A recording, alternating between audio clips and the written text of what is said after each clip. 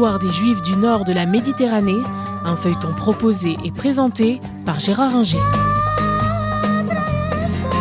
Bonjour. Nous avons étudié les fois précédentes l'histoire des Juifs de Grèce et d'Italie dans l'Antiquité.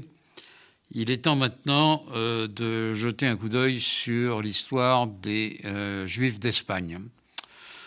Alors, quand les Juifs sont-ils arrivés en Espagne personne ne sait, c'est difficile à dire. Ce qui est possible, c'est qu'ils soient arrivés avec les Phéniciens.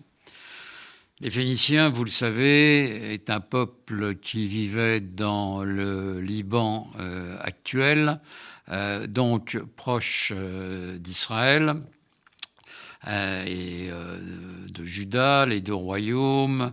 Et on dit même que le roi Salomon avait des relations amicales avec le roi de Tyr, Sour aujourd'hui en arabe, qui est le grand port du sud du Liban, et que c'est le roi de Tyr qui lui a fourni les charpentes pour la construction du premier temple. C'est peu probable, mais peu importe. L'essentiel, c'est qu'on voit la proximité entre Juifs et Phéniciens, proximité non seulement géographique, mais proximité également linguistique.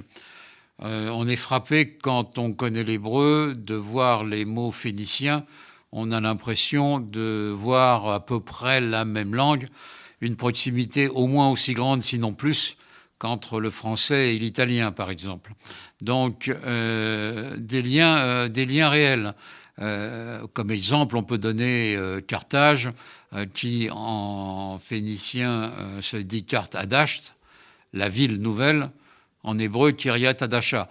Donc, on est vraiment très proche, et il est possible que des commerçants juifs aient suivi les Phéniciens qui se sont installés sur les côtes sud-est de l'Espagne, vers Carthagène ou Murcie, et fait du commerce avec eux. On a des traces d'objets avec des inscriptions dont on ne sait pas très bien si c'est du proto-hébraïque ou du phénicien. C'est plus probablement du phénicien, mais certains pensent que c'est du proto-hébraïque. On peut discuter à perte de vue. Ce qui est certain, c'est que à la fin de la période carthaginoise, l'Espagne passe sous contrôle romain, et on a des Juifs indéniablement qui sont là quand le sud-est de l'Espagne, qui était donc carthaginois, passe sous contrôle romain en 202 avant Jésus-Christ, lorsque Carthage et Hannibal sont vaincus par Scipion, dit Scipion l'Africain, à la bataille de Zama en Afrique du Nord. Les Carthaginois perdent toutes leurs colonies, tout leur territoire en dehors de la Tunisie. Et là, on sait qu'il y a des Juifs, indéniablement. Donc, une présence juive très ancienne. Les textes également permettent de dire qu'il y avait probablement à l'époque phénicienne des Juifs. On trouve dans la Bible, dans Ézéchiel, dans Jonas, on parle de Tarsis. Tarsis qui semble être très proche de Tartessos, qui est le nom que les Phéniciens donnaient à leur ville, à leur colonie dans la région, où ils allaient chercher des métaux précieux ou de l'étain. Ils allaient même plus loin pour l'étain, ils sont allés jusqu'en Grande-Bretagne, les Phéniciens. Mais donc, il est à peu près indéniable qu'il y a une présence juive. Alors, est-ce qu'elle remonte à Salomon? Est-ce qu'elle remonte au début de Carthage? Salomon, on va dire l'an 1000 avant Jésus-Christ. Carthage, on va dire l'an 800 à peu près avant Jésus-Christ. Probablement pas.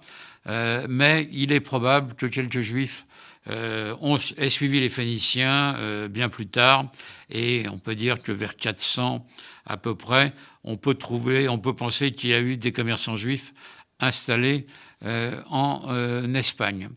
Donc, à partir de là, les Romains conquièrent la péninsule.